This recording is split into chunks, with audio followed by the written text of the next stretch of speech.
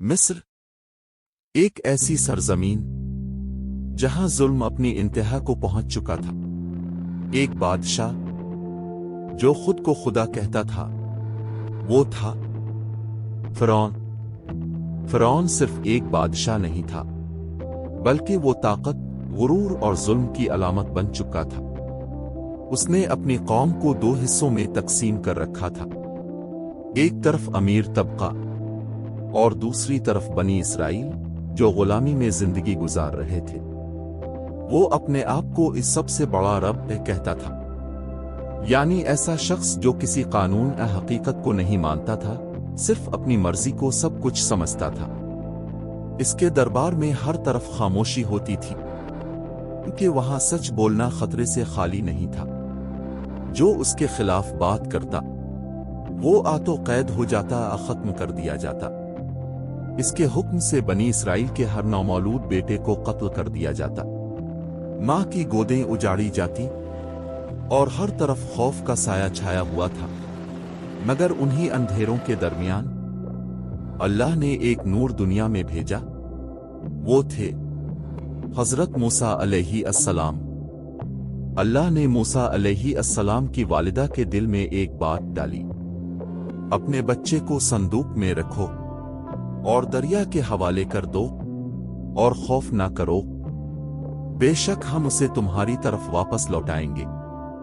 ایک ماں کے لیے یہ لمحہ بہت سخت تھا، مگر اللہ کے وعدے پر یقین ہر خوف سے بڑا تھا۔ انہوں نے اپنے ننھے بچے کو صندوق میں رکھا اور دریا کے حوالے کر دیا۔ لہریں اس صندوق کو بہاتی ہوئی فرعون کے محل تک لے آئیں۔ جب صندوق کھولا گیا تو اندر ایک معصوم بچہ تھا۔ فرعون کی بیوی حضرت آسیہ علیہ السلام نے جیسے ہی بچے کو دیکھا، ان کا دل محبت سے بھر گیا۔ انہوں نے فرعون سے کہا، اس بچے کو قتل نہ کرو، شاید یہ ہمارے لیے فائدہ مند ثابت ہو۔ اور یوں جس بچے کو فرعون اپنے دشمن کے طور پر ڈھونڈ رہا تھا، وہی اس کے محل میں پرورش پانے لگا۔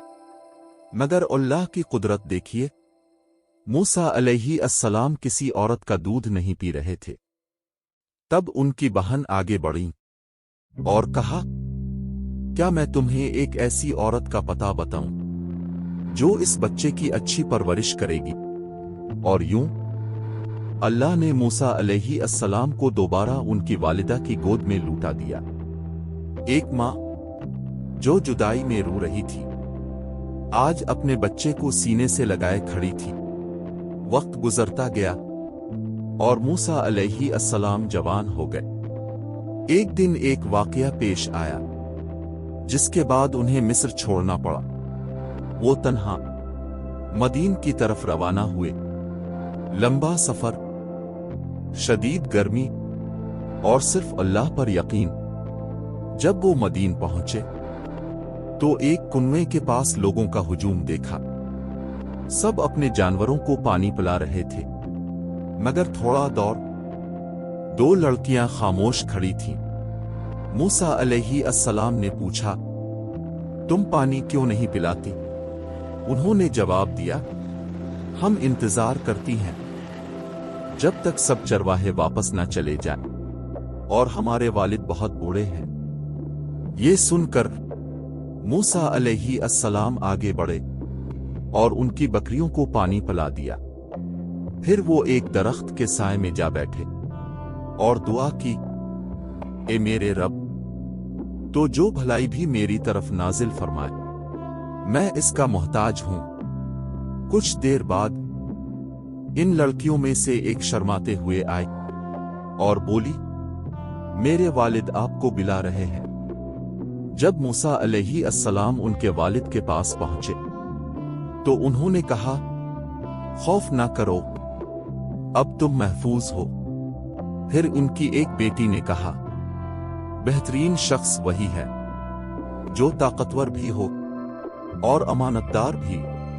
اور پھر اسی گھر میں حضرت موسیٰ علیہ السلام کا نکاح ہوا۔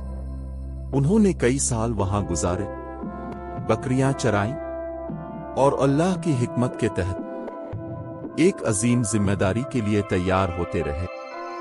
پھر ایک رات جب وہ اپنی اہلیہ کے ساتھ واپس مصر جا رہے تھے، انہوں نے طور پہاڑ کے قریب ایک آگ دیکھی۔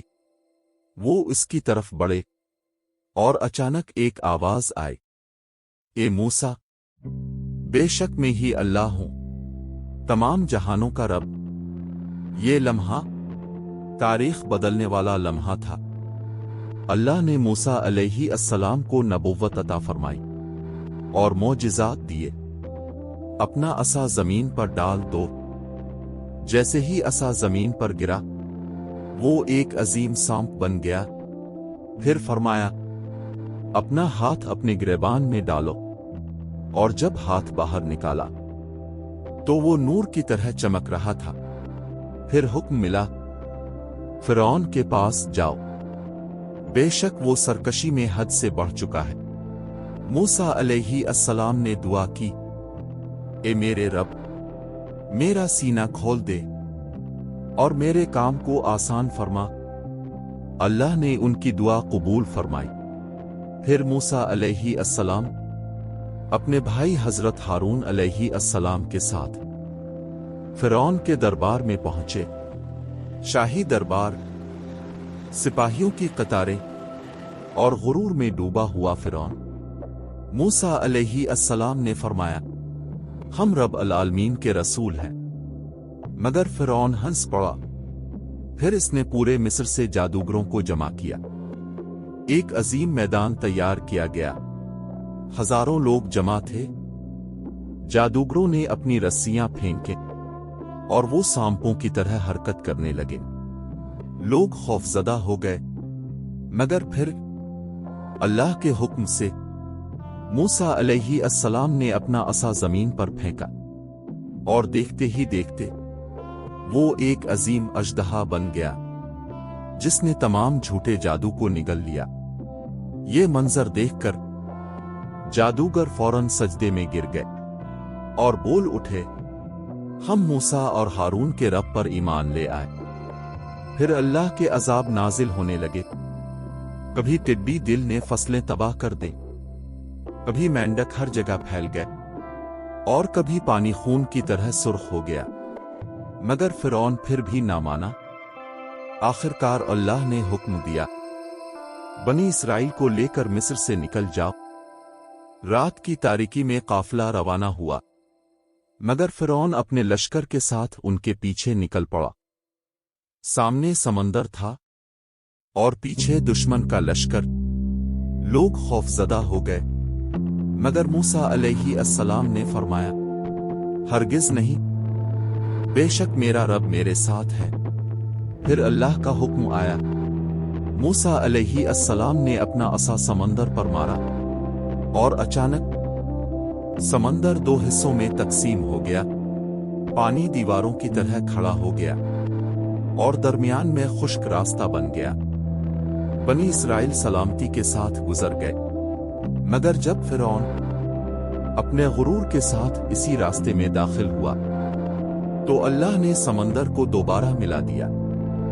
ایک لمحے میں فرعون، اس کی سلطنت اور اس کا غرور سب پانی میں ڈوب گئے، اور یوں دنیا نے دیکھ لیا کہ طاقت صرف اللہ کی ہے۔ ظلم چاہے کتنا بھی بڑا ہو، آخرکار سچ ہی کامیاب ہوتا ہے۔ بے شک اللہ صبر کرنے والوں کے ساتھ ہے۔